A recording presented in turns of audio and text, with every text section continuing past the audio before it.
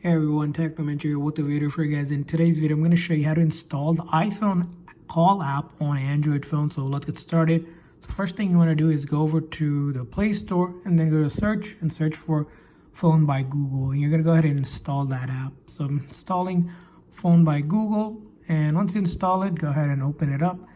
And we're going to start by setting this as default. So change your phone from the regular phone to the Phone by Google. That will allow you to make calls. So we're going to set as default. Now, as we set a default, we're going to go ahead and close out and then make sure we close this out and the phone.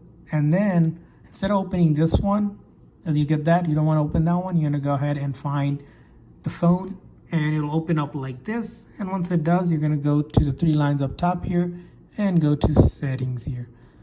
So let's click on settings. And in the settings here, we're going to look for incoming call gesture. And then here, we're going to change this by tapping on it from horizontal to single tap. And basically with this turned on, if you get an incoming call or make calls, it will look like an iPhone installer call, just like that. So that's how you do it. I hope this video was helpful. If so, please consider a like and subscribe button for more tips and tricks. We'll see you guys next time.